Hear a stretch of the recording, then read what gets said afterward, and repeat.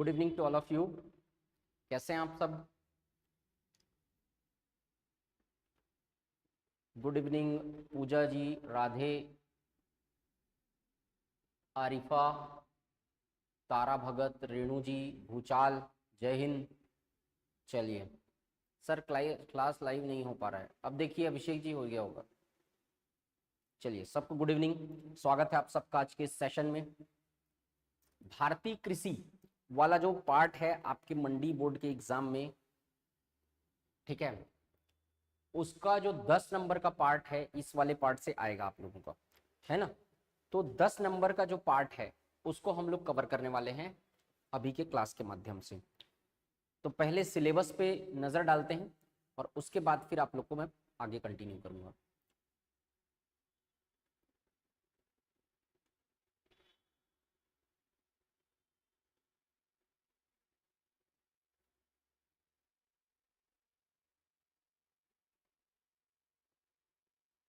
ठीक है, चलिए चलो जल्दी से जुड़ जाओ सब लोग, फिर शुरू करते हैं हम लोग। चलिए तो देखते हैं सिलेबस सबसे पहले कि कैसा टाइप का इसका सिलेबस है। मेनली एग्रीकल्चर का पोर्शन जो छत्तीसगढ़ की अर्थव्यवस्था में कृषि क्षेत्र का जो योगदान है और कृषि से संबंधित, है ना। तो जो छत्तीसगढ़ में आप देखोगे पंजाब और हरियाणा बेल्ट के कंपैरिजन में छत्तीसगढ़ की जो कृषि संसाधन है वो उनके कंपैरिजन में यहाँ उत्पादकता जो है वो कम है। ठीक, तो उनके पिछड़ेपन के क्या कारण है, कृषि के कितने प्रकार होते हैं, अब वो भारत में पूरे भारत के पर्सपेक्टिव में भारतीय कृषि की विशेषताएं क्या क्या है, कितने प्रकार की कृषि होती है, उसके पिछड़ेपन के कारण क्या क्या है, उसके प्रकार क्या क्या है कृषि के, है ना। कृषि क्षेत्र की प्रमुख क्रांतियां क्या क्या है, जैसे कि हरित क्रांति, श्वेत क्रांति और भी बहुत सारी जो क्रांति है जो कृषि क्षेत्र में आई है उसके जनक कौन थे और क्या क्या उससे रिटेल है, वो सारी चीजें यहाँ पे देखनी है। कृषि जोत, जोत का मतलब क्या होता है, जो खेत आप लोग देखे हो तो जो हरियाणा पंजाब में जो खेत होता है बड़ा बड़ा खेत होता है, तो जो खेत होता है उसी को जोत बोलते हैं। एक सिंपल लैंग्वेज में आपको समझाऊं तो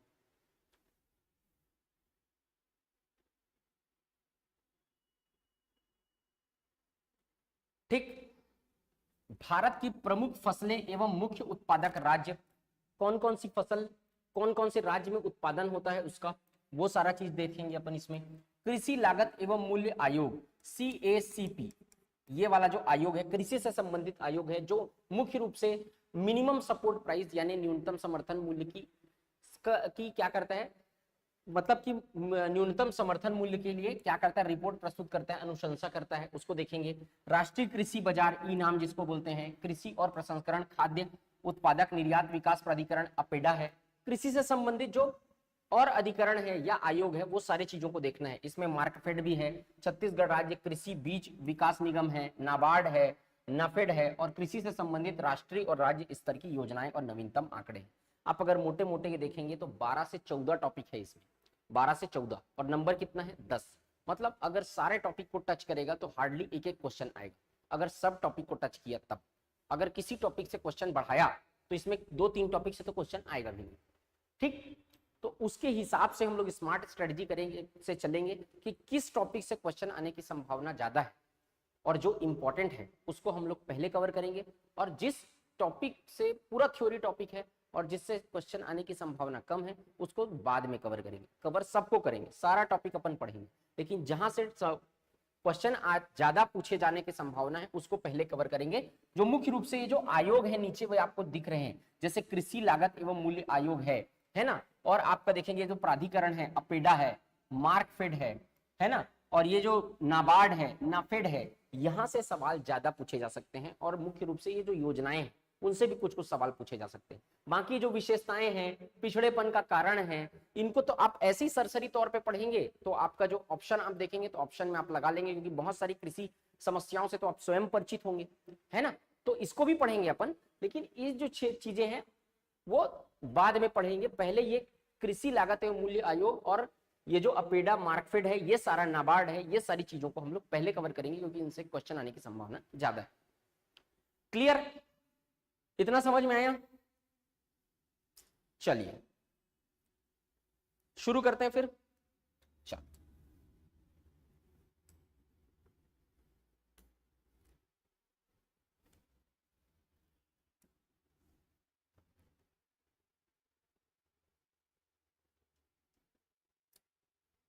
सबसे पहले अपन कवर करते हैं कृषि लागत एवं मूल्य आयोग।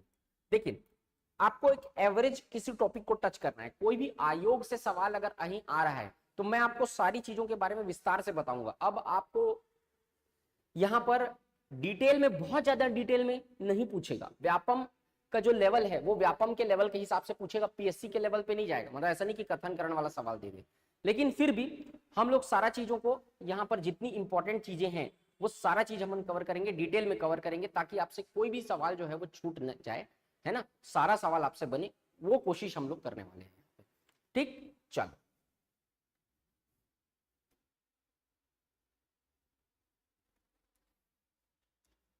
तो यहां पर देखते हैं हम लोग कृषि लागत एवं मूल्य आयोग, commission for agricultural cost and price, CACP। कृषि लागत एवं मूल्य आयोग क्या करता है? देखिए, सबसे पहले तो समझिए कि न्यूनतम समर्थन मूल्य क्या होता है। न्यूनतम समर्थन मूल्य जो होता है, देखिए पहले क्या हो रहा था कि किसान जो थे, किसान अपनी उत्पादकता, जैसे कि फसल किसान बो दिए, और उसके बाद क्या होता था, सरकार जब नहीं खरीदती थी तो क्या होता था कि जो फसल उत्पादन हो गया, फसल उत्पादन होने के बाद किसानों को बिचौलियों के माध्यम से या किसी उद्योगपति लोग को अपना क्या बेचना पड़ता था, पूरा अनाज बेचना पड़ता था, है ना। तो जब वो लोग बेचना पड़ता था तो नेगोशिएट करते थे वो लोग, और जो उद्योगपति हैं वो लोग कम दाम पे उपज को खरीद लेते थे, जिससे वो लोग को उतना भी फायदा नहीं होता था जितना उन लोग को खर्च आया है, तो बहुत ज्यादा नुकसान हो रहा था। तो जिससे जो कृषि क्षेत्र में जो मजदूर हैं, जो कृषक हैं, वो लोग पलायन कर रहे थे दूसरे क्षेत्र की ओर, अपना जगह छोड़ छोड़ के जा रहे थे दूसरे जगह, दूसरा जो बेगारी टाइप का काम कर रहे थे। तो उस सब में क्या हो रहा था कि जो उत्पादकता है कृषि क्षेत्र की, जो कृषि उपजों की उत्पादकता है वो कमजोर हो रही थी, कम हो रही थी, जिसके कारण से सरकार के द्वारा क्या लाया गया, न्यूनतम समर्थन मूल्य लाया गया, मिनिमम सपोर्ट प्राइस। मतलब उसमें सरकार के द्वारा किसानों को ये आश्वासन दिया गया कि कम से कम इतना प्राइस तो आपको आपकी उपज का दिया ही जाएगा। तो किसानों के मन में क्या आया, एक मनोबल आया कि भाई कोई नहीं खरीदेगा तो सरकार तो खरीदेगी। पहले क्या होता था कि अगर कहीं प्राइवेट सेक्टर में आप अपना सामान को, उपज को नहीं बेचे तो या तो वो खराब हो जाएगा समय के साथ, या तो वो खरीदेगा तो कम दाम में खरीदेगा, तो मजबूरी होती जाती थी। तो जिसके कारण से उत्पादकता में कमी आ रही थी, किसान बेचने को तैयार नहीं थे, फसल बोने को तैयार नहीं थे। उससे क्या हुआ, किसानों को एक मनोबल मिला कि हम क्या करें कि मिनिमम सपोर्ट प्राइस, मतलब 2000 रुपए डिसाइड कर दिए तो 2000 तो मिलेगा ही मिनिमम, तो वो बोना चालू किए, और मिनिमम सपोर्ट प्राइस अब इतना ज्यादा बढ़ गया है कि अब कृषि क्षेत्र भी एक उद्योग के तौर पर बढ़ रहा है। क्योंकि अब देखिए, अभी सरकार ने जो घोषणा की है मिनिमम सपोर्ट प्राइस, अब आप देखिए बोनस दे रही है, धान बोनस छत्तीसगढ़ सरकार। अब ये बोल रही है, एक सरकार ने कहा 3100 3000 देंगे, तो अपोजिशन ने 3100 देने का वादा कर दिया। तो ये कितना ज्यादा बढ़ रहा है ना। 15 क्विंटल प्रति एकड़ धान खरीदा जाता था, अब 20 क्विंटल प्रति एकड़ धान खरीदा जाएगा। तो कृषकों को इससे काफी ज्यादा फायदा मिल रहा है। तो कई सौ लोग तो कृषि क्षेत्र की ओर ऐसे ही अग्रसर हो रहे हैं। तो मिनिमम सपोर्ट प्राइस के कारण ही ये फायदा मिल पा रहा है, और उपज जो है वो बढ़ रहा है। पिछले बार 107 मेट्रिक टन जो है धान जो है वो बिका था, सरकार ने खरीदा था। अब इस बार वो बढ़ के बहुत ज्यादा बढ़ेगा, अभी आंकड़ा आया नहीं है, अभी तो धान खरीदी चालू हुआ है। तो वो सब सारी चीजों जो है उसके कारण से क्या हो रहा है, उत्पादकता में वृद्धि आ रही है। तो कृषकों को क्या मिल रहा है कि स्थायित्व मिल रहा है कि भाई हम इसके माध्यम से क्या करेंगे, इतने में तो सरकार खरीदेगी, तो उनको मनोबल मिल रहा है एक तरीके से। अब इस आयोग के बारे में समझ लेते। तो ये काम है CACP, मतलब कृषि लागत एवं मूल्य आयोग का समर्थन मूल्य की सिफारिश करती है। सरकार ऐसे ही थोड़ी समर्थन मूल्य कितना भी डिसाइड कर देती है, केंद्र सरकार डिसाइड करती है समर्थन मूल्य, ये भी याद रखना। कौन डिसाइड करती है? केंद्र सरकार। तो ये एजेंसी है वो किसकी एजेंसी है? भारत सरकार की एजेंसी है, जो क्या करती है, सर्वे करती है। जो मैं आपको बताऊंगा पूरा प्रोसेस इसका क्या होता है, और उसके माध्यम से डिसाइड करती है कि इतना क्या होना चाहिए इस साल के लिए मिनिमम सपोर्ट प्राइस, यानी जो मिनिमम सपोर्ट प्राइस है वो होना चाहिए, समर्थन मूल्य जो है वो होना चाहिए। ये सिफारिश करती है सरकार को, और सरकार जो है उसको लागू करती है। तो ये इसका काम जो है वो अनुशंसा करने का है। स्थापना इसकी हुई थी, कब हुई थी स्थापना, याद रखिएगा अच्छे से। स्थापना हुई थी 1 जनवरी 1965 को। 1 जनवरी 1965 को कृषि लागत एवं मूल्य आयोग की स्थापना हुई थी। इसका पहले नाम, अभी वर्तमान में नाम क्या है? कृषि लागत एवं मूल्य आयोग। कृषि लागत एवं मूल्य आयोग का पहले नाम था कृषि बीमा आयोग। क्या नाम था? कृषि बीमा आयोग नाम था, है ना। वर्तमान नाम क्या है? कृषि लागत एवं मूल्य आयोग। 1985 में कृषि बीमा आयोग का नाम बदलकर क्या कर दिया गया? 1985 में कृषि लागत एवं मूल्य आयोग कर दिया गया। तो वर्तमान में जो नाम है वो कब चेंज किया गया? 1985 में। पहले नाम क्या था? कृषि बीमा आयोग। इसकी संरचना, इसमें कौन कौन अधिकारी होते हैं, कौन क्या किस कैसे मिलके, इस आयोग में कौन कौन रहते हैं उसको देखते हैं। कौन कौन रहते हैं? एक अध्यक्ष रहता है, ठीक। पहले तो इसको देख लेते हैं, नाम अभी देख लेंगे, वर्तमान में जो नाम है वो तो पहले देखें, पहले इसको देखो। एक अध्यक्ष रहता है, एक सचिव रहता है सेकंड नंबर का, और तीसरा एक सदस्य रहता है आधिकारिक, ऑफिशियल सदस्य जो अधिकारी रहता है, और एक दो सदस्य ऐसे रहते हैं, चौथे नंबर में दो सदस्य ऐसे रहते हैं जो गैर आधिकारिक रहते हैं, जैसे कि जो कृषक समुदाय के प्रतिनिधि हैं, मतलब जो कृषकों को संबोधित करते हैं वहां पर, मतलब जो कृषकों की बात को रखते हैं।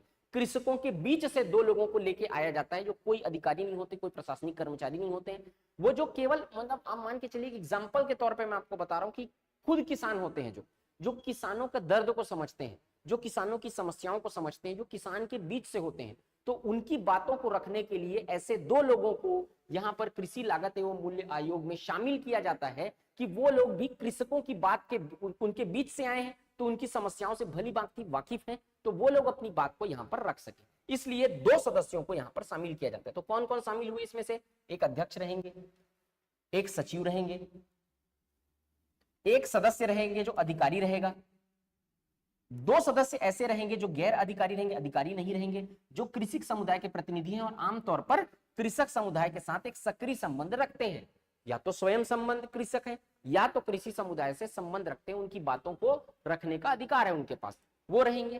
तो ये इतने लोग मिलके क्या बनाते हैं?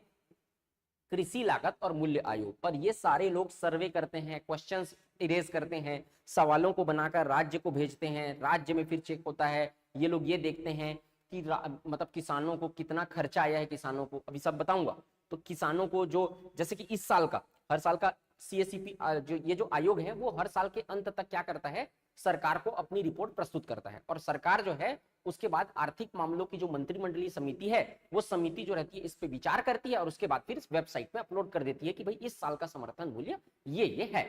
तो ये क्या करता है? ये क्वेश्चन बनाएगा, सबको राज्य सरकार में राज्यों को भेजेगा, देखेगा, जाके सर्वे करती है ये टीम राज्यों में जाके कि भाई किसानों को इस साल किस प्रकार की चुनौतियों का सामना करना पड़ रहा है। वो देखती है कि इस बार फसल बारिश वगैरह कैसी हुई है, ठीक से हुई है कि नहीं हुई है, फसल कैसा हुआ है, किसानों को जो फसल उगाए हैं उसमें कितना खर्चा आया है, उस खर्चे इतना एमएसपी डिसाइड होता है कि वो खर्चा पूरा उन लोग का वहन हो जाए, उन लोग को नुकसान ना हो। और उसके बाद केंद्र सरकार को ये सीएससीपी जो आयोग है वो सिफारिश प्रस्तुत करती है, और केंद्र सरकार की मंत्रिमंडली आर्थिक मामलों की मंत्रिमंडलीय समिति जो है वो फिर एमएसपी को जारी करती है, और जारी करने के बाद केंद्र सरकार जारी करती है, और एमएसपी के बाद जो बोनस आपको दिया जाता है वो राज्य सरकार आपको देती है, जो एक्स्ट्रा चीजें जो दी जाती है ना, वो आपको राज्य सरकार देती है। इस प्रकार से पूरा काम चलता है, ठीक। चलो, कार्य क्या होता है? भाई कार्य तो मैं आपको बता दिया क्या होता है कार्य। आधुनिक तकनीक को अपनाने के लिए काश्तकारों को प्रोत्साहित करने के लिए न्यूनतम समर्थन मूल्य की सिफारिश करना, है ना। मतलब जो कृषक हैं उनको प्रोत्साहित करने के लिए, ताकि वो लोग और अनाज उगाएं, अनाज का प्रोडक्शन बढ़े, वो लोग के हाथ में पैसा आए, ऐसा इस उद्देश्य से क्या करती है? न्यूनतम समर्थन मूल्य, है ना, उनको समर्थन करने के लिए जो एमएसपी है वो उसके लिए क्या करती है? ये सिफारिश करती है सीएससीपी आयोग। तो सीधा पूछेगा आपको न्यूनतम समर्थन मूल्य की सिफारिश कौन सा आयोग करती है? सीएससीपी, नाफेड, अपेडा, नाबार्ड, तो दे दिया रहेगा, आपको लगाना है ऑप्शन में। इस तरीके से सवाल आएंगे। दूसरा, देश में उभरते मांग पैटर्न के अनुरूप उत्पादकता और समग्र अनाज उत्पादन को बढ़ाना। इसका एक उद्देश्य उत्पादन को बढ़ाना भी रहता है। कैसे उत्पादन को बढ़ाना रहता है आप खुद सोचो। देखो, ये जैसे ही एमएसपी की सिफारिश करेगी, अगर एमएसपी ज्यादा है और किसानों को लगेगा कि भाई दूसरा काम करने से अच्छा है कि हम लोग अपने खेत में धान उगाएं, मिनिमम सपोर्ट प्राइस तो हर साल बढ़ रहा है, ये बढ़ेगा ही, कम तो करेगी नहीं, क्योंकि अगर जो सरकार इसको कम करेगी सरकारी गिर जाएगी। तो वो लोग को क्या मिलेगा? उससे मनोबल मिलेगा कि भैया इसमें फायदा है, क्योंकि किसानों को वास्तविक में फायदा है इससे, है ना। तो एमएसपी है अभी कि जो एमएसपी मिनिमम सपोर्ट अभी बताऊंगा सब कितना कितना है, क्या है, सब देखेंगे। तो उसमें क्या है? तो वो क्या करेंगे? प्रोत्साहन मिलेगा, फसल का अनाज बढ़ेगा, प्रोडक्शन बढ़ेगा, हम लोग एक्सपोर्ट भी करते हैं तो एक्सपोर्ट कर पाएंगे। तो वो सारी चीजों को बढ़ाना जो रहता है इसका उद्देश्य रहता है। विजय जी थोड़ा सा धैर्य रखो, सब बताऊंगा।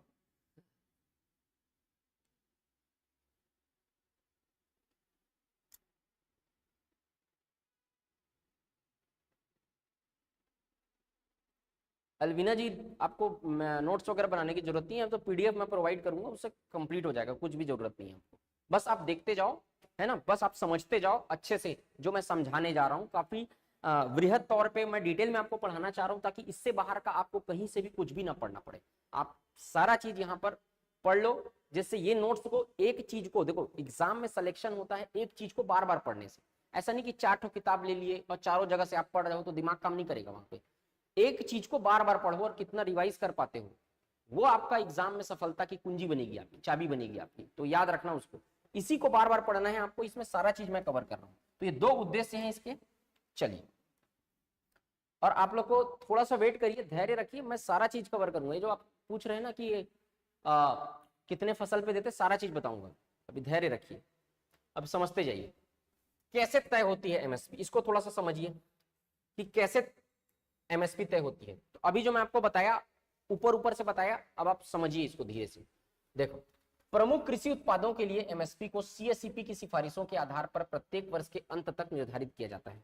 एमएसपी कैसे निर्धारित होती है बोल रहे हैं, जो कृषि लागत एवं मूल्य आयोग की सिफारिश करती है, कृषि लागत एवं मूल्य आयोग जो सिफारिश करती है, उसके आधार पे हर साल के अंत तक एमएसपी को जारी किया जाता है, ये बोल रहे हैं। सेकंड क्या है, सीएसईपी हर साल मूल्य नीति रिपोर्ट के रूप में सरकार अपनी रिपोर्ट प्रस्तुत करती है, सरकार को अपनी सिफारिशें प्रस्तुत करती है। मतलब सीएसईपी जो आयोग है वो सब मिलके सर्वे करके अपनी रिपोर्ट को एक रिपोर्ट के रूप में, मतलब अपनी बातों को अपनी एक रिपोर्ट के रूप में सरकार को प्रस्तुत करते हैं। उसके बाद अलग अलग जिन्सों के 5 समूहों के लिए, जैसे कि खरीफ फसल के लिए एमएसपी दिया जाता है, रबी फसल के लिए न्यूनतम समर्थन मूल्य दिया जाता है, गन्ना, कच्चा जूट और कोपरा। 5 मूल्य निर्धारण नीति रिपोर्ट तैयार करने से पहले आयोग एक व्यापक प्रश्नावली तैयार करता है। ये सारे चीजों के लिए न्यूनतम समर्थन मूल्य तैयार करने से पहले जो आयोग है, कृषि लागत एवं मूल्य आयोग, वो क्या करता है, एक प्रश्नावली तैयार करता है, क्वेश्चन आंसर पैटर्न में एक क्वेश्चन तैयार करता है कि भाई इन क्षेत्रों में क्या क्या तरीके से डेवलपमेंट हो रहा है। अब ये प्रश्नावली को वो क्या करता है, सभी राज्य सरकारों और संबंधित राष्ट्रीय संगठनों और मंत्रालयों को उनके विचार मांगने के लिए भेजता है। अब ये प्रश्न को तैयार करके उनके विचार मांगने के लिए किसको किसको भेजेगा, सभी राष्ट्रीय संगठनों और मंत्रालयों को उनके विचार मांगने के लिए भेजता है। राज्य सरकार को भी भेजेगा कि भाई हर राज्य सरकार के पास कृषि क्षेत्र में अपनी एक अलग चुनौती रहती है। क्यों अलग चुनौती रहती है, क्योंकि भाई बारिश का वितरण जो है वो कहीं ज्यादा होता है, कहीं कम होता है, कहीं होता ही नहीं है। तो हर राज्य सरकार के पास ये भेजती है रिपोर्ट को कि भाई आप लोग अपने स्टेट को हिसाब से बताओ कि आपके यहाँ कितना देने का जरूरत है एमएसपी, क्या स्थिति है आपके राज्य की, ये सारा। अब ये क्वेश्चन तैयार हो गया, क्वेश्चन को सारे राज्य सरकार क्या करेगी, सीएसईपी कृषि लागत एवं मूल्य आयोग को क्या करेगी, अपनी रिपोर्ट प्रस्तुत करेगी। भाई हमारे यहाँ बारिश ही नहीं हुआ इस बार, तो फिर बोलेगी कि नहीं हमारे यहाँ पर्याप्त बारिश हुआ है, हमारे यहाँ ये चुनौतियां हैं, खरपतवार ज्यादा हो गए। 50 तरीके की चीजें हैं जो वो इस आयोग को बताएगी उसके माध्यम से। तो यही प्रश्नावली को ये राज्य सरकारों को भेजती है। उसके बाद अलग अलग राज्यों, राज्य सरकारों, food corporation of India FCI, NAFED, cotton corporation of India, jute corporation of India, जो इन सारों चीजों को क्या करता है, इनको खरीदते हैं। मतलब आप जो धान बेचते हैं, हम जो किसान जो धान बेचते हैं उसको कौन खरीदती है, आपको लग रहा है कि स्टेट गवर्नमेंट खरीदती है करके, स्टेट गवर्नमेंट किसको देती है, वो केंद्र सरकार को देती है। केंद्र सरकार में एक एजेंसी है फूड कॉर्पोरेशन ऑफ इंडिया, वो आपका ध्यान खरीदती है। समझ में आया। अब वो पूरा धान नहीं खरीदती है, वो अपने हिसाब से खरीदती है, बाकी को राज्य सरकार को खपाना रहता है। तो पूरी तरीके से राज्य सरकार खरीदती है क्या, नहीं, केंद्र सरकार का जो फूड कॉर्पोरेशन ऑफ इंडिया है ये खरीदता है धान आपका।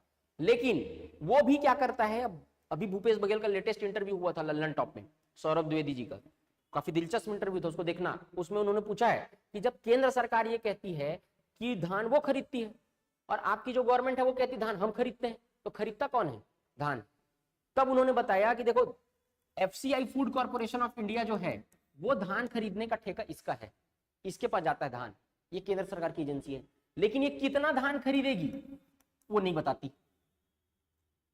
ठीक, तो जो खरीद रहा हूं वो मैं अपने रिस्क में खरीद रहा हूं, यानी जो राज्य सरकार है अपने रिस्क में धान खरीद रही है। अब ये बोल दिया हम लोग खरीद लिए 107 लाख मेट्रिक टन धान खरीद लिए, अब ये कितना लिया 85 लाख मेट्रिक टन, तो बाकी कहां जाएगा, बाकी राज्य सरकार का टेंशन है, इसको जितना जरूरत रहेगा वो खरीद लेगा राज्य से, बाकी जो राज्य सरकार को खपाना है। तो कंट्रीब्यूशन से आपको फायदा मिलता है, ऐसा नहीं है, तालमेल से। ऐसा नहीं है कि केवल केंद्र सरकार खरीद रही है, नहीं ऐसा है कि केवल राज्य सरकार खरीद रही है और राज्य सरकार पैसा दे रही है, दोनों के कोऑर्डिनेशन से फायदा मिलता है, दोनों के तालमेल है उससे फायदा मिलता है, कोई एक का काम नहीं है, दोनों के कोऑर्डिनेशन से किसानों को फायदा मिलता है। तो ये भी खरीद रही है, जो बाकी है स्टेट गवर्नमेंट अपने रिस्क पे खरीद रही है, उसको खपाने की जिम्मेदारी उसकी है, तो वो भी बड़ा काम है और ये भी बड़ा काम है ना, तो याद रखना इसको।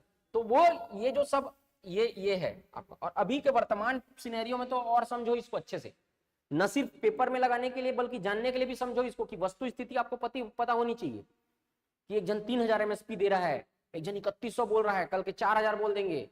तो एक्चुअल में आपको समझना पड़ेगा कि भाई ये अंदर का खेल क्या है, कौन एक्चुअल में खरीद रहा है, क्या हो रहा है। तो ये जानने के लिए भी जरूरी है, थोड़ा सा पढ़ के जानोगे तो समझ में आएगा। बाकी पॉलिटिकल लीडर लोग से पूछोगे तो जिसको पूछोगे वो बोलेगा मैं ही खरीद रहा हूं बोल देगा, समझ में आया। तो समझो इसको।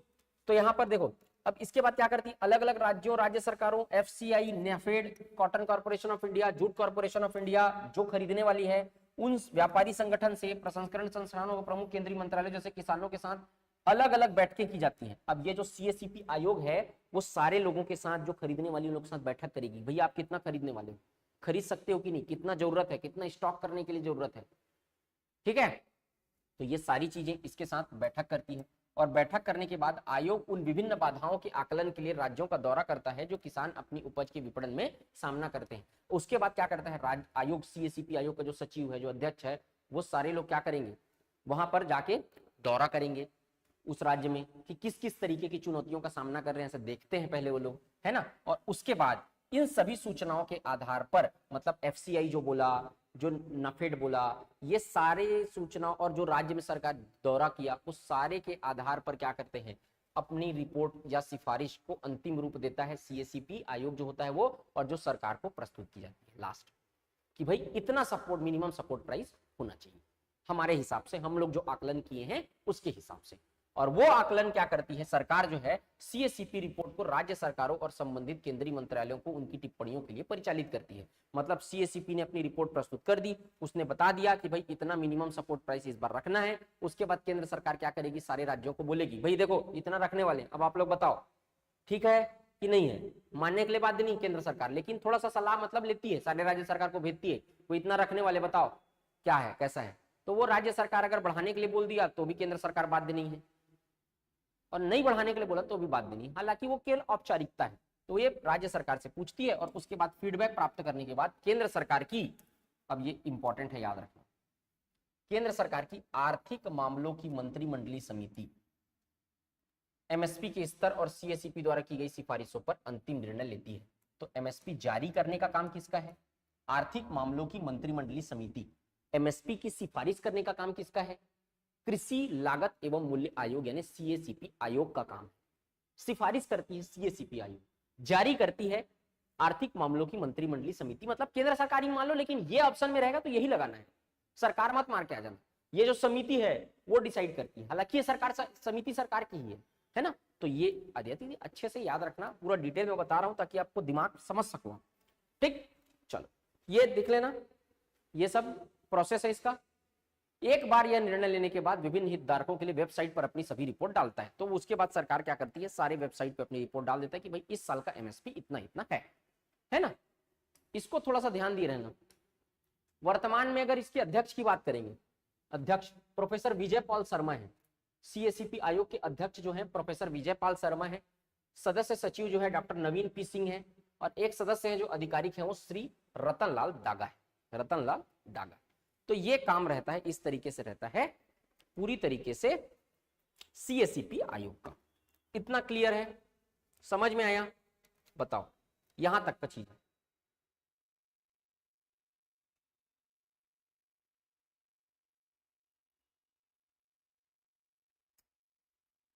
बफरिंग और किसी के में हो रहा है क्या, बफरिंग हो रहा है तो थोड़ा सा रिफ्रेश करिए भाई, आपका नेटवर्क का प्रॉब्लम होगा। और किसी को हो रहा है क्या प्रॉब्लम ऐसा बफरिंग वगैरह का?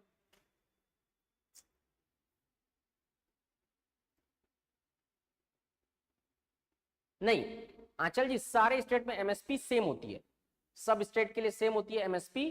केंद्र सरकार जो आर्थिक मामलों की मंत्रिमंडलीय समिति जारी करती है वो, देखो हर राज्य में किसानों को जो मिलने वाला मूल्य है, न्यूनतम समर्थन मूल्य का जो वो अलग अलग रहता है, क्योंकि हर सरकार अपने हिसाब से बोनस दे सकती है। छत्तीसगढ़ सरकार जैसे कि 2800 रुपए में खरीद रही है, लेकिन अभी मिनिमम सपोर्ट प्राइस 2800 रुपए थोड़ी है, केंद्र सरकार के द्वारा तो 2100 कुछ रुपए है, अभी बताऊंगा मैं आपको, है ना। तो वो अलग अलग है, लेकिन राज्य सरकार क्या करती है, उसमें बोनस ऐड करती है। तो जो राज्य सरकार ज्यादा बोनस देगी वो किसानों को बोनस के रूप में एक्स्ट्रा अलग से देती है, लेकिन मिनिमम सपोर्ट प्राइस सारे राज्य का सेम ही रहता है। ठीक, चलिए आगे बढ़ते हैं फटाक से। चलो, एमएसपी पर सिफारिशें करते समय आयोग 2009 में दिए गए विभिन्न संदर्भ शर्तों को ध्यान में रखता है या विभिन्न चीजों का विश्लेषण करता है। क्या क्या चीजों का विश्लेषण करता है आयोग एमएसपी को निर्धारित करने के टाइम? समझो उसको। पहला, मांग और आपूर्ति। पेपर में सवाल बना के पूछ देगा, डायरेक्ट सीधे आएगा, ये यही सवाल पूछ देगा सीधा। निम्न चीजों का विश्लेषण करता है आयोग 2009 में दिए गए संदर्भ शर्तों के अनुसार। क्या क्या चीजों का विश्लेषण करता है? तो पहला, मांग और आपूर्ति। ध्यान से समझो, कुछ लिखने का जरूरत नहीं है, मैं सारा चीज का नोट्स दूंगा, बिल्कुल चिंता करने का जरूरत नहीं है, बस आपको समझ में एक एक लाइन आना चाहिए, मेरा उद्देश्य ये है। ठीक, चलो। मांग और आपूर्ति मतलब कितनी डिमांड है उस फसल की। अब देखो, जैसे कि धान, सामान्य धान का कम रहता है एमएसपी, और धान ग्रेड ए का ज्यादा रहता है एमएसपी, और बाकी फसलों का धान से थोड़ा कम रहता है एमएसपी। तो आप जिसकी जितना ज्यादा डिमांड और जिसकी सप्लाई कितनी है, अगर डिमांड ज्यादा है और उस फसल की सप्लाई कम है, प्रोडक्शन कम है, तो एमएसपी ज्यादा रहेगा उसका। क्यों? क्योंकि प्रोडक्शन को बढ़ाना भी तो सीएसीपी आयोग का काम है ना। तो अगर उसका डिमांड ज्यादा है और सप्लाई कम है, प्रोडक्शन कम है और उसकी डिमांड ज्यादा है, तो एमएसपी ज्यादा देगी सीएसीपी। ज्यादा जब देगी एमएसपी सरकार, तो उसका किसानों को फायदा, किसानों के ऊपर मनोबल आएगा कि भैया अब ज्यादा एमएसपी है, इसका न्यूनतम समर्थन मूल्य ज्यादा है, इसका प्रोडक्शन बढ़ाओ। किसान क्या करेंगे? प्रोडक्शन। तो पूरा कंट्रोल करके रखी है। तो जैसे जैसे एमएसपी होते जाएगा उस हिसाब से किसान उस ओर प्रोत्साहित हो जाए। अब देखो, कोदो कुटकी, मिलेट का जो क्रॉप है ना, जो मोटे अनाज है, उसके ऊपर भी छत्तीसगढ़ सरकार क्या कर रही है? समर्थन मूल्य दे रही है। अब समर्थन मूल्य पे खरीदने लग गई तो यहाँ के लोग क्या करेंगे? अरे भैया, धान तो उगाना ही है, कोदो कुटकी भी उगाओ। तो जिस क्षेत्र में उसके लायक उपयुक्त मिट्टी है और जो किसान समर्थ है, सक्षम है, उसको उगाने के लिए वो क्या करेंगे? मिलेट क्रॉप उगाएंगे, क्योंकि उनको समर्थन मूल्य पे सरकार खरीद रही है। तो पहले कोई नहीं खरीदता था, लेकिन अब खरीद रही है, तो उसको उगाने के लिए प्रोत्साहित होंगे। तो सरकार को जब कोदो कुटकी को बढ़ाना है तो समर्थन मूल्य को बढ़ा देगी, तो कोदो कुटकी का प्रोडक्शन बढ़ जाएगा। ऐसा कंट्रोल होता है, समझे? इस टाइप का चीजें होती हैं। तो ये है मांग और आपूर्ति। तो समझ में एमएसपी कैसे बढ़ता है, कैसे बढ़ेगा? मांग ज्यादा है और आपूर्ति कम है, एमएसपी को बढ़ा देंगे तो प्रोडक्शन बढ़ जाएगा, ऐसा। तो ये चीज को डिपेंड करता है कि कितना एमएसपी रहेगा। उत्पादन लागत, भैया किसी को, आपको उगा रहे हैं आप, किसी फसल को बो रहे हैं किसान, उसको लागत कितना आ रहा है, समझ में? तो कितना पैसा खर्चा हो रहा है उसको लगाने में। पता चला कोई फसल ऐसा किसान लगा दिया, मिनिमम सपोर्ट प्राइस है 2000 रुपए, 2000 रुपए, और आ रहा है उसको लागत कितना? 2500 रुपए। काहे उगाएगा वो?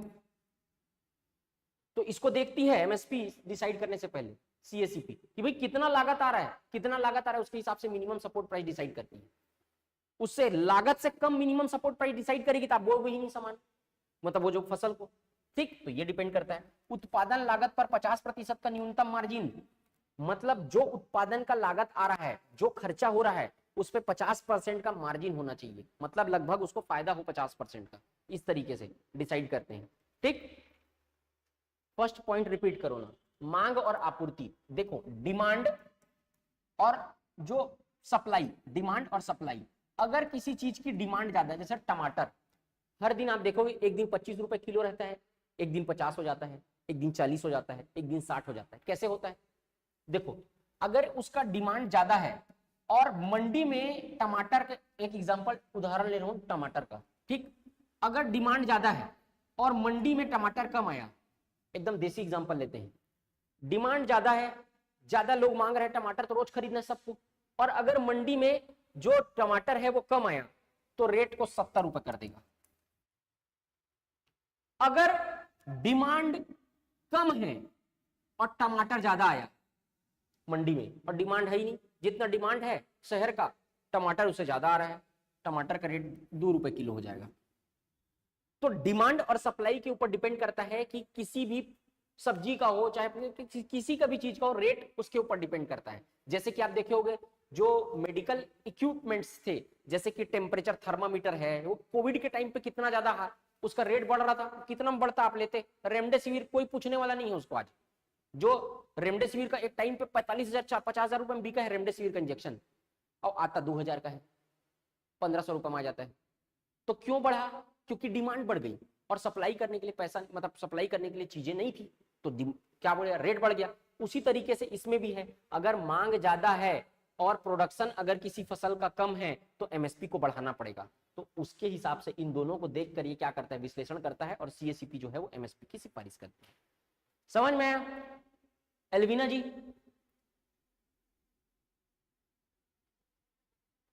ठीक, अब देखो यहां ये वाला पॉइंट पे पहुंचे थे ना, उस उत्पाद के उपभोक्ताओं पर एमएसपी का संभावित प्रभाव। भाई हम एमएसपी जब जारी करेंगे, सीएससीपीएस देखती है कि एमएसपी जारी करेंगे तो उस पर क्या प्रभाव पड़ेगा किसानों पे, तो उत्पादक है उसके, उस उत्पाद के उपभोक्ताओं मतलब यूज करने वालों पर क्या प्रभाव उसका रहेगा, क्या प्रभाव पड़ेगा उस रेट का, वो देखती है। बाजार मूल्य रुझान, घरेलू और अंतरराष्ट्रीय दोनों, मतलब बाजार में किसका ज्यादा रेट है, किसका ज्यादा डिमांड है, तो बाजार का रुझान किस ओर है, किस फसल का ज्यादा डिमांड है वो देखती है, या जिस फसल पे एमएसपी देने वाली है उसका कितना डिमांड है मार्केट, ये देखती है। अंतर फसल मूल्य समानता, अंतर फसल मूल्य समानता क्या है ये देखो। देखो बहुत सारी फसल ऐसी होती है जो फसल को उगाने के लिए उसके आसपास और दूसरी फसलें भी उगाई जाती है ना, मतलब जो बचा हुआ जमीन रहता है वहां पर और कोई दूसरा फसल उगा दिया जाता है, दो फसल एक साथ लिया जाता है ना। ऐसी भी कई कुछ फसल है जिसमें उस फसल के साथ दूसरा फसल भी बोया जाता है, तो उन दोनों के मूल्य में क्या होनी चाहिए, लगभग समानता होनी चाहिए, दोनों का पैसा मिल जाए उन लोग को, ऐसा नहीं कि एक ही तुम पैसा दे दो एक तुम मत दो, तो दोनों अंतर मूल्य फसल, उसी को बोलते हैं अंतर फसल। अंतर फसल मतलब एक फसल के साथ दूसरी फसल को उगाना साथ साथ, ठीक। और क्या, कृषि और गैर कृषि के बीच व्यापार की शर्तें, है ना, तो जो कृषि है और जो कृषि से संबंधित नहीं है उनके बीच व्यापार की शर्तें, मतलब बिजनेस की क्या शर्त है, क्या चीज का डिमांड ज्यादा है, उद्योग में क्या चीज की जरूरत ज्यादा है, वो सब चीजों को देख के जिस फसल की उद्योग में डिमांड ज्यादा है उसका एमएसपी बढ़ा देगी, नहीं है डिमांड ही नहीं है उसको घटा देगी।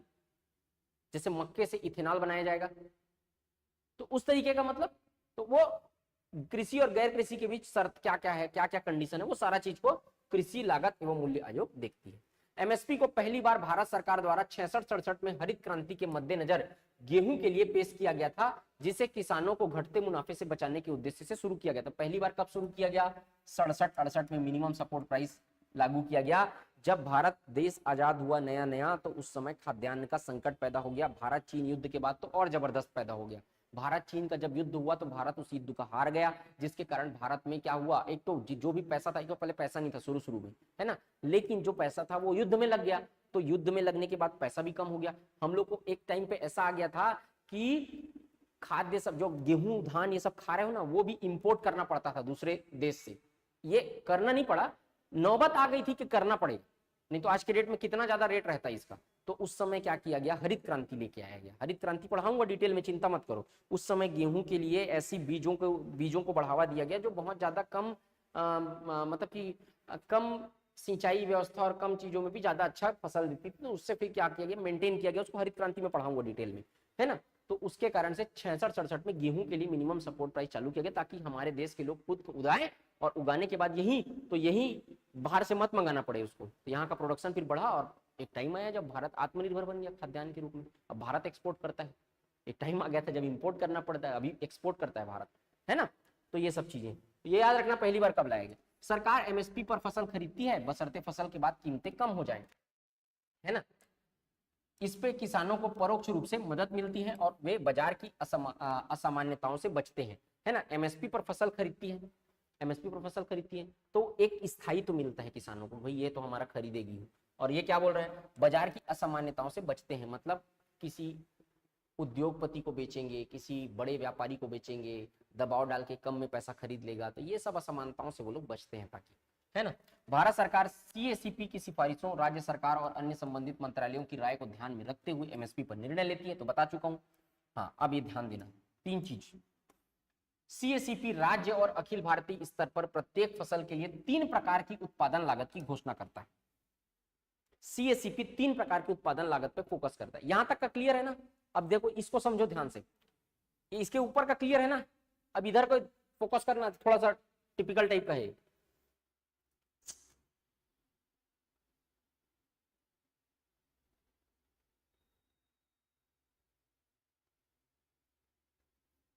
देखो, तीन प्रकार की उत्पादन लागत की घोषणा करता है। एक तो लागत होता है A2 लागत। A2 लागत क्या होता है? A2 लागत जो होता है किसान द्वारा उर्वरकों, कीटनाशकों, किराए के श्रम, बीज, पट्टे पर दी गई भूमि, ईंधन, सिंचाई आदि पर नगद और वस्तु के रूप में सीधे तौर पर खर्च की सभी लागतें शामिल होती हैं। तो इन लागतों को CACP देखता है। जो आयोग है, कृषि लागत एवं मूल्य आयोग, वो क्या देखता है? क्या किसान के द्वारा उर्वरक जो छिड़का गया है, जो फर्टिलाइजर डालते हैं किसान लोग धान की फसल पे या कोई भी फसल ले रहे हैं, उस पे जो उर्वरक वगैरह छिड़कते हैं, उस पे किसानों के द्वारा कितना पैसा खर्चा किया गया है, इसको देखता है A2 लागत में। तीन प्रकार की लागत को देखता है ना। मतलब मैं क्या बताया था आपको कि MSP का निर्धारण कृषि लागत एवं मूल्य आयोग किसके आधार पर करता है? कितना पैसा खर्चा हुआ है, किसानों का कितना पैसा खर्चा हुआ है उसमें, उस फसल को उगाने में, उसको भी तो आधार मानता है ना। तो तीन प्रकार की लागत को देखता है। पहला क्या? A2 लागत। A2 लागत में क्या शामिल किया जाता है? जो उर्वरक पे कितना पैसा खर्चा किया वो किसान, कीटनाशक पे छिड़कने पे कितना पैसा खर्चा किया, किराए के श्रम मतलब उसमें निंदाई कोड़ाई करने के लिए जो आए मजदूर, उस पे कितना पैसा खर्चा किया, बीज पे कितना पैसा खर्चा किया, पट्टे पर दी गई भूमि पे कितना पैसा खर्चा हुआ, ईंधन पे कितना पैसा खर्चा हुआ, डीजल पेट्रोल सब आएगा, हार्वेस्टर और सब कटाई उटाई करने के लिए, उस पे सिंचाई करने के लिए कितना पैसा खर्चा किया, ये सारे का जो खर्च है वो A2 लागत के अंतर्गत शामिल किया जाता है। पेपर में कैसा पूछेगा? CACP द्वारा ईंधन की लागत को कौन से लागत में शामिल किया गया? A2 लागत, A2 प्लस FL लागत, C2 लागत, B2 लागत, ऐसा पूछ देगा आपको, तो याद रखना इसको। A2 लागत होता है, उस पे शामिल किया जाता है इस प्रकार के खर्चों को। ठीक है,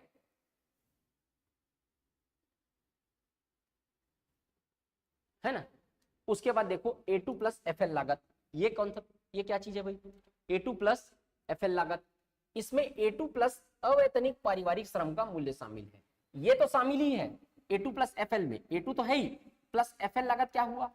A2 के प्लस के साथ अवैतनिक पारिवारिक श्रम का मूल्य, मतलब ऐसे परिवार जिनको वेतन नहीं मिलता, जो किसी नौकरी में नहीं है, उनके पारिवारिक श्रम, वो जो परिवार उनका जो काम कर रहा है खेत में जाके, उसका जो उसको कितना, मतलब उस श्रम का कीमत कितना है ना। जैसे कि एक परिवार है जिसमें 4 सदस्य हैं, वो 4 सदस्य लोग जो है वो काम नहीं करते, मतलब कोई जॉब नहीं करते, तो अवेतनिक है वो लोग, वेतन नहीं मिलता वो लोग को। उन लोग जब जाके खेत में काम कर रहे हैं तो उसके श्रम की कीमत कितनी है, वो किसमें शामिल होता है? A2 प्लस FL लागत। A2 प्लस FL, A2 लागत तो ये सब तो है ही, A2 प्लस FL लागत में इन सारे के साथ प्लस ये और इसको और शामिल कर लेता है कौन? CACP, कि भाई अब कितना देना पड़ेगा MSP बताओ अब, तो ये ऐसा। और तीसरा क्या होता है? C2 लागत। C2 लागत क्या होता है? एक अधिक व्यापक लागत है जो A2 प्लस FL के अलावा इन दोनों को छोड़कर स्वामित्व वाली भूमि और अचल संपत्तियों के किसी भी प्रकार के किराए पर अचल संपत्ति, मतलब जो अचल संपत्ति क्या होता है? पैसा वैसा वो चल संपत्ति है, खर्च आकर। अचल संपत्ति मतलब लैंड, मतलब जमीन। तो यहाँ पर स्वामित्व वाली भूमि, अचल पूंजी संपत्तियों मतलब जमीन के किसी भी प्रकार के किराए को शामिल कर लेते हैं इसमें। मतलब अधिया लेते हैं तो एक तरीके से किराए का जमीन ही तो है, आधा फसल मालिक को दे देते हैं, फसल का जो मेहनत रहता है वो किसान करता है। और किसान को भी क्या फायदा मिलता है कि कोई 2 एकड़ 3 एकड़ खेत नहीं ले सकता, तो अधिया लेके वो क्या कर लेता है? कृषि कर लेता है। तो वही तो हुआ। तो वो कितना, मतलब उसको देखते हैं कि अचल संपत्तियों का किराया वगैरह पे कितना वहन कर रहा है, उसको इसमें शामिल कर लेते हैं। तो बीज, उर्वरक, ईंधन, सिंचाई वगैरह का इसमें, उसके बाद परिवार का जो खुद काम कर रहा है उसका अवैतनिक मूल्य जो कितना है वो इसमें, और A2 C2 लागत में इन दोनों के अलावा जो किराए का भूमि है उसका भी लागत को देखता है। तो ये तीनों लागत को ऑब्जर्व करके CACP जो है वो कितना पैसा उसमें खर्चा हुआ उसको देखता है, और उसके बाद क्या लागू करता है? सिफारिश करता है MSP की। बनेगा इतना? देखो सब पर विचार करता है बोल रहे, कृषि लागत एवं मूल्य आयोग CACP की MSP की सिफारिश करते समय A2 प्लस FL लागत और C2 लागत दोनों पर विचार करता है। ठीक,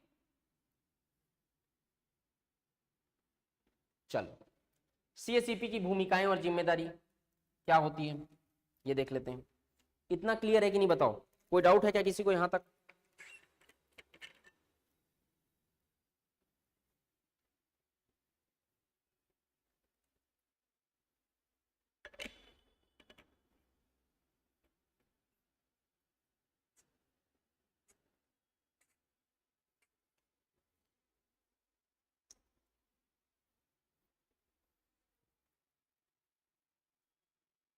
अरे बोलो जल्दी, लाइव वाले एप्लीकेशन वाले इधर यूट्यूब पे क्लियर है ना। चलो मैं आगे बढ़ता हूँ, आगे बढ़ते हैं। देखो इसके महत्वपूर्ण क्या है वही देखें। बाजार की अक्षमताओं से निपटने में महत्वपूर्ण भूमिका निभाता है।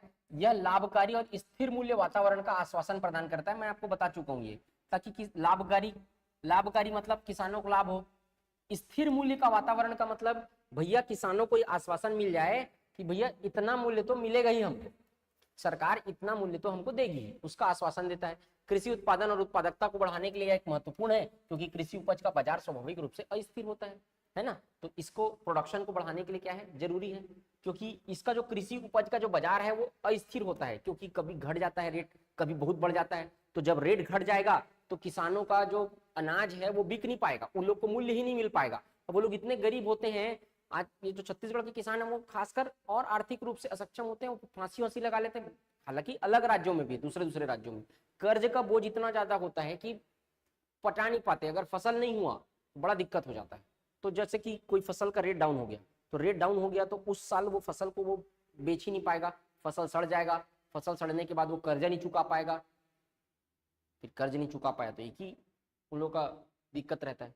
तो उस सब के कारण ये अस्थिरता से बचाने का काम करता है एमएसपी, कि भाई इतना पैसा तो आपको मिलेगा ही, ताकि वो लोग का क्या है, कर्जा वर्जा चुका जाए। आजकल तो किसानों कर्जा माफ करने लग गया सरकार, तो कर्जा ले लिए, अब माफी कर दिया पूरा, तो फिर दिक्कत ही नहीं है। चुनाव आया, चुनाव से पहले ले लो, बाद में माफ कर दिया, फिर दिक्कत ही नहीं है। यह किसानों को उनकी फसलों के लिए उचित मूल्य प्राप्त करने में मदद करता है, बताया, बहुत ज्यादा कम नहीं होने देता।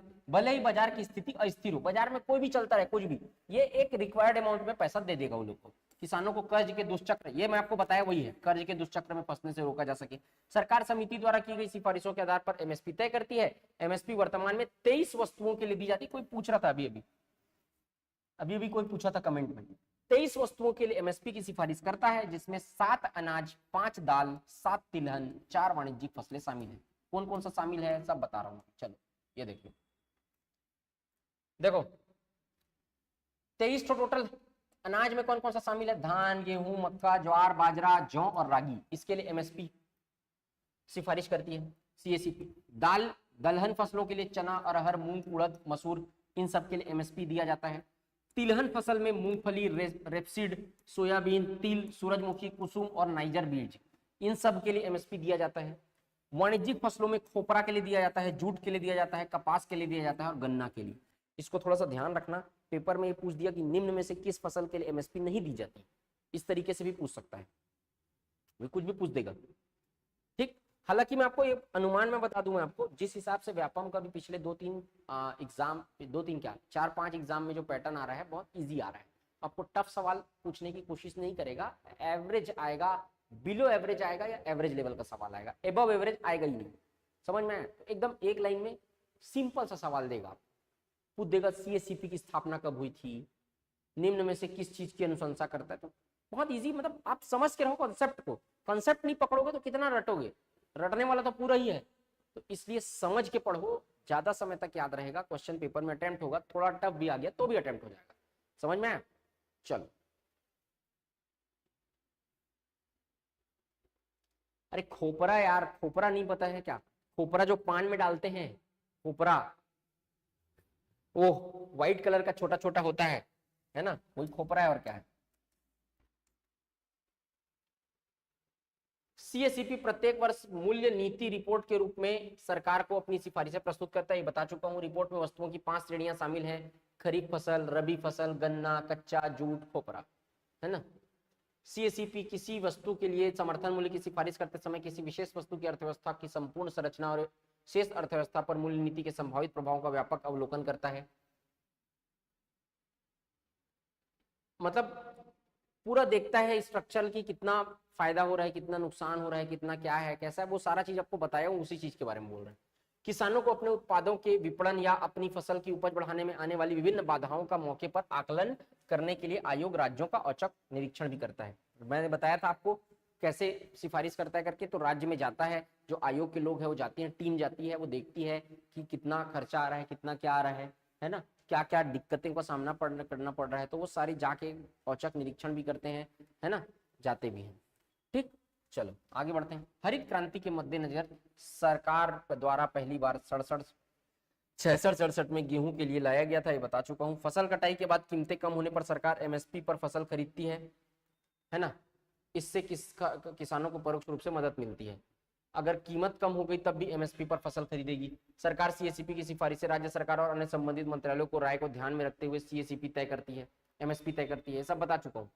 तिलहन और दालों के लिए समर्थन मूल्य योजना कृषि सहकारिता विभाग द्वारा भारतीय राष्ट्रीय कृषि सहकारिता विपणन महासंघ के माध्यम से क्रियान्वित की जाती है। देखो यहाँ पे क्या बोल रहा है, तिलहन के लिए और दालों के लिए। मैंने आपको बताया तिलहन फसल यानी तिल वाली जो फसल है और दलहन फसल यानी दाल वाली जो फसल है, उसके लिए जो समर्थन मूल्य समर्थन योजना जो है ना, वो कृषि और सहकारिता विभाग द्वारा भारतीय राष्ट्रीय कृषि सहकारी विपणन महासंघ नाफेड के माध्यम से, मतलब इन लोगों का जो एमएसपी है वो इसके माध्यम से तय किया जाता है। मतलब भारतीय राष्ट्रीय कृषि सहकारी विपणन महासंघ नाफेड के बारे में भी पढ़ाऊंगा मैं आपको, माध्यम से क्रियान्वित की जाती है, इंप्लीमेंटेशन किया जाता है। जो इसके बारे में जो दिया जा रहा है तिलहन और दालों के लिए जो समर्थन योजना है उसका जो कार्यान्वयन है वो नाफेड तिलहन और दालों के लिए नोडल खरीद एजेंसी है। मतलब तिलहन और दाल वाली जो फसल है, जो है ना, जो आपका फसल है उसको कौन खरीदता है, नाफेड खरीदता है ना। इस प्रकार जब तिलहन कपास और दालों की कीमतें एमएसपी से नीचे गिर जाती हैं तो नाफेड इसे किसानों से एमएसपी पर खरीद लेता है। मतलब दलहन और तिलहन में मार्केट प्राइस अगर एमएसपी से डाउन हो गया तो एमएसपी पे कौन खरीद लेगा, नाफेड खरीद लेगा। तो किसानों को पता है कि हम लोग का ये कितना भी रेट डाउन हो जाए इतने रेट पे तो नाफेड हमारा खरीद लेगा करके, ठीक है।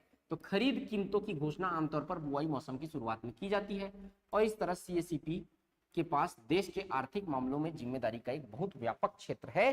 क्यों है, क्योंकि 80% जनसंख्या जो है वो कृषि कार्यों पर निर्भर है देश की, ठीक है। तो ये जो पूरा अगर एमएसपी अच्छा देंगे तो किसानों के हाथ में पैसा जाएगा, किसान भी थोड़ा सशक्त होंगे, मुख्य धारा में आकर जुड़ेंगे, तो पूरा आर्थिक बागडोर जो है वो एमएसपी के ऊपर डिपेंड करती है। इसलिए बहुत महत्वपूर्ण संस्था है सीएसईपी, बहुत महत्वपूर्ण काम रहता है। साल भर इसकी सिफारिशों पर विचार विमर्श चलता है, एक लंबी चर्चा चलती है, एक लंबा मतलब हर सरकार इसके बारे में बात करती है क्योंकि किसानों की संख्या बहुत ज्यादा है। बहुत इंपॉर्टेंट आयोग है। इसकी कार्यविधि को समझना न सिर्फ आपके परीक्षा के दृष्टिकोण से इंपॉर्टेंट है बल्कि इससे भी इंपॉर्टेंट, क्योंकि इससे आप किसी सरकार को जज कर सको, किसी चीज को समझ सको, किसानों के बारे में समझ सको, चीजों को समझ सको, तो बेहतर तरीके से समझने के लिए भी इसको समझना जरूरी है, न सिर्फ एग्जाम निकालने के लिए। यस, क्लियर हुआ सीएसईपी। चलो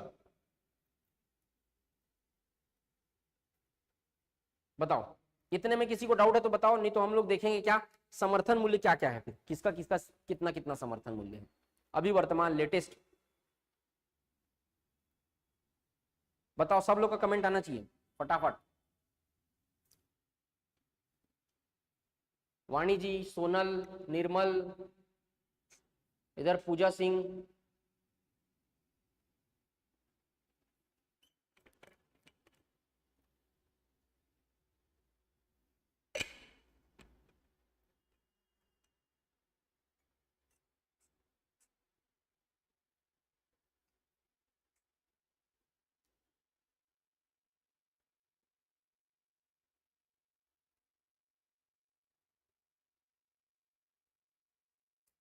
तिलहन और दलहन नाफेड के द्वारा खरीदा जाता है, ठीक है सोनम जी।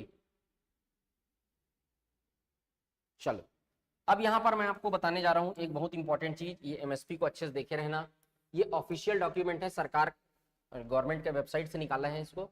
तो अभी का जो केंद्रीय मंत्रिमंडल के विपणन संघ 23-24 के दौरान खरीफ फसलों के लिए न्यूनतम समर्थन मूल्य को स्वीकृति दी है, तो ये वर्तमान का एमएसपी है। अभी आप देखो, इसको सबको देख लेना एक बार कि कौन सा किसका एमएसपी पूछ देगा, कोई ठिकाना नहीं है। तो सामान्य धान का एमएसपी अब यहाँ सबको दिया, 14-15 में कितना था, 22-23 में कितना था, 23-24 में कितना था, डिफरेंस कितना है यहाँ पे दिया हुआ है, लागत कितना है।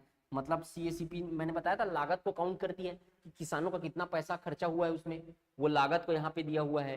23-24 22-23 के मुकाबले एमएसपी में बढ़ोतरी, मतलब पिछले साल के कंपैरिजन में इस साल की एमएसपी में कितना रेट का डिफरेंस आया वो यहाँ पे लिखा हुआ है, और लागत से अधिक लाभ प्रतिशत में कितना % का लाभ होगा वो यहाँ पे दिया हुआ है। तो आपको मुख्य रूप से 3 टेबल याद करना जरूरी है। क्या, एक तो ये वाला याद करना है, ये वाला, कि भाई कितना है वर्तमान में 23-24 खरीफ वर्ष, अभी 23-24 में कितना एमएसपी के द्वारा डिसाइड किया गया है। अभी 22-23 के हिसाब से, ये 22-23 अभी क्या चल रहा है, 23 चल रहा है ना। तो अभी जो 1 नवंबर से धान खरीदी चालू हुआ है, धान खरीदी जो 1 नवंबर से चालू हुआ है वो 23-24 का है ना। 23 में भी चालू हुआ, 24 में वो खत्म हुआ धान खरीदना, तो 23-24 के हिसाब से, इस हिसाब से खरीदाएगा वो। ये क्या है, इस रेट में खरीदाएगा, ठीक। अब पिछले साल 22-23 में कब कितने में खरीदाया था, इतने में खरीदाया था, है ना। मतलब पिछले साल जो 1 नवंबर से धान खरीदी हुआ था वो इस रेट में खरीदाया था, धान और बाकी सब। अभी जो खरीदा रहा है वो इस रेट में खरीदाएगा। यही रेट को सीएससीपी किसको देती है, केंद्र सरकार को। उसके बाद आर्थिक मामलों की मंत्रिमंडलीय समिति उस एमएसपी को लागू करती है। ये वाले में क्या दिया है, ये वाले कुछ नहीं दिया, लागत दिया है, कितना लागत। इसको याद रखने का उतना ज्यादा जरूरत नहीं है, आपको सिर्फ एमएसपी याद रखना है। और एमएसपी भी अभी वर्तमान में एमएसपी क्या है वो सबसे ज्यादा इंपॉर्टेंट है। तो ये वाला जो ब्लॉक है वो अच्छे से इंपॉर्टेंट है। इसमें तो क्या दिया, पिछले बार से कितना अंतर आया है वो इसमें दी है, ठीक। तो इसको देखते हैं, चलो। धान, सामान्य धान, तो ये 14-15 का एमएसपी याद रखने की कोई जरूरत नहीं है, ठीक। ये याद रखना, ये वाला अभी का जो है, पहले 2040 था पिछले साल, अभी वर्तमान में एमएसपी धान, सामान्य धान का एमएसपी एकदम याद करके रखना, 2183 रुपए सामान्य धान का एमएसपी है, मिनिमम सपोर्ट प्राइस 2183 रुपए, ठीक है। और कौन बोल रहे हैं 2200, कितना बोल रहे 2205 रवि धान ग्रेड ए का एमएसपी कितना है, 2203 रुपए है अभी वर्तमान 23-24 का, ठीक है। पिछले बार से कितना अंतर है, पिछले बार 2060 था पिछले साल 2022-23 में, और अभी कितना है 2203, तो दोनों को माइनस करोगे मतलब इससे भी माइनस 143 रुपए को बढ़ाया गया है ना, ये यहाँ पर बता रहे हैं। उसके बाद ज्वार हाइब्रिड जो है उसका एमएसपी कितना है, 2970 रुपए पिछले साल था, अभी 3180 रुपए अभी वर्तमान में है ना। तो ये लागत को बता रहा है, इसको एक बार देख लेना, बाकी ये लागत वागत पूछता नहीं है, अभी मेन इसको पूछेगा आपको।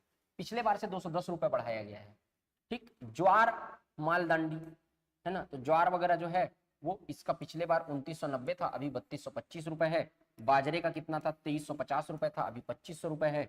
रागी का कितना था, 3578 रुपए था, 3846 रुपए है।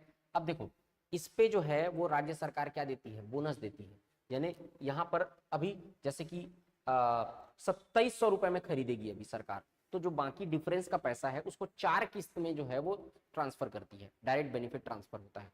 मतलब राज्य सरकार, छत्तीसगढ़ सरकार ने जैसे 2700 रुपए में खरीदा है धान को पिछले साल, तो अभी इस साल खरीदेगी मतलब 2700 रुपए में, जैसे तो 2700 रुपए की अगर बात करेंगे हम लोग, तो जो बाकी का इतना तो केंद्र सरकार डिसाइड कर दी सीएससीपी के आधार पे, और जो बाकी डिफरेंस का पैसा है उसको बोनस बोलते हैं, वो राज्य सरकार अपने पैसे से देती है।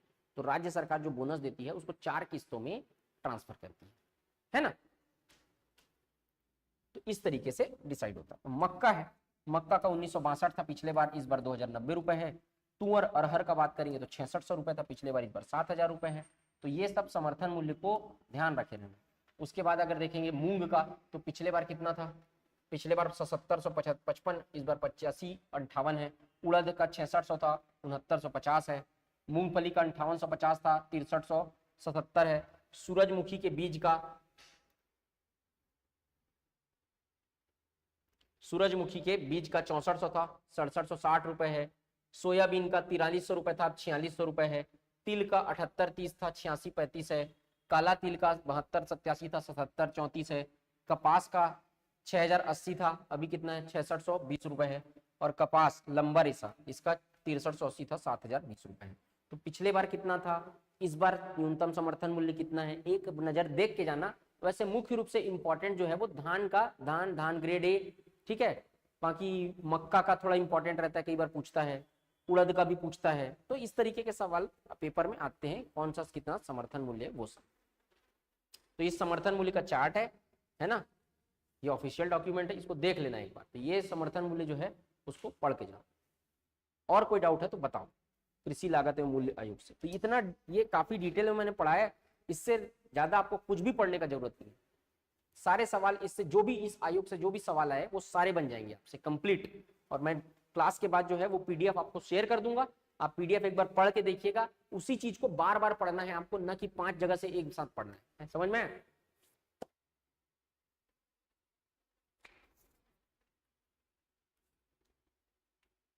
ठीक है।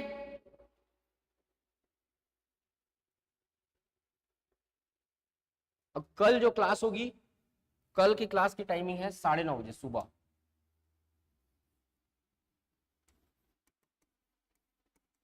कल बस की क्लास सुबह 9:30 बजे लाइव जुड़ जाना सब लोग, इसको रिवाइज करें, तो इससे आगे का भी हम लोग टॉपिक कवर करेंगे। ठीक है।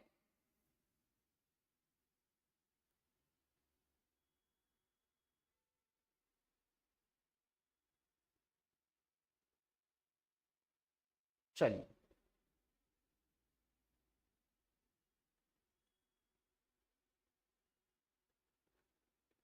ये कल का टाइमिंग है, इसके बाद की टाइमिंग आपको अपडेट कर देंगे धीरे धीरे, है ना। चलो,